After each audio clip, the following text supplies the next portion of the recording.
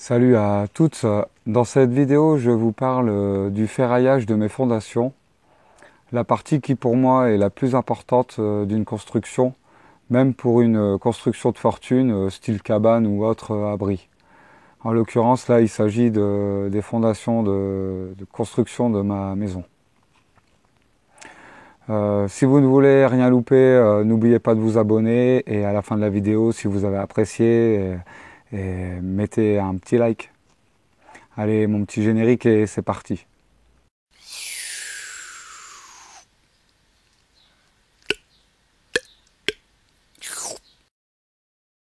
Pour mes fondations, j'ai fait pas mal de recherches et engagé pas mal de débats tout en ayant ma petite idée. Donc la ferraille est aussi importante que le béton qui compose les fondations. Un béton, même de qualité, finira par se casser en morceaux avec les mouvements de terrain ou autres vibrations s'il n'est pas ferraillé. Notre étude de sol préconisait des pieux qui engendraient un surcoût de 15 000 € que nous n'avions pas prévu. C'est pour cela que j'ai pris le temps de réfléchir et de chercher la meilleure solution à mes yeux. À défaut de pieux, nous avons opté pour des semelles filantes renforcées de 60 cm de large par 60 cm de profondeur, avec des renforts au milieu de la dalle. Je suis parti du constat que sur les gros chantiers de construction d'immeubles ou autres grosses structures, l'armature acier qui compose les fondations de ces bâtiments est tout le temps soudée. Il y a même des équipes de soudeurs qui sont préposées à cette tâche. Donc j'ai décidé de faire la même chose pour ma maison. Au sujet des fers à béton, pour l'anecdote, quand je suis allé passer commande au magasin de matériaux, le vendeur m'a demandé combien d'étages je construisais. Et c'est là que j'ai pris conscience que j'avais peut-être un peu abusé. Donc je suis redescendu d'un cran pour ce qui est de la taille de l'armature acier, donc du diamètre des ferrailles et autres. Au final, pour les semelles de fondation, j'ai utilisé de l'acier à béton, donc de 1535 6 T8 ES30.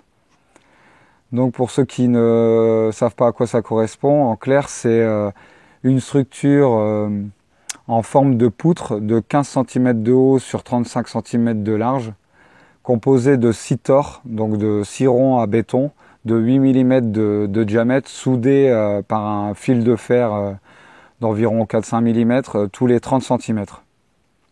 Donc voilà, 6 T8, c'est 6 tors de 8 mm de diamètre, et ES, c'est espacement de 30 cm. Ensuite, pour assurer le coup, j'ai fait le choix de faire un poteau tous les 3 mètres. Donc pour cela, j'ai utilisé de l'acier à béton en forme de V, donc c'est 3 T8. Donc 3 tors, 3 ronds à béton de 8 mm de diamètre. Et la structure, donc c'est en V, vous l'aurez compris.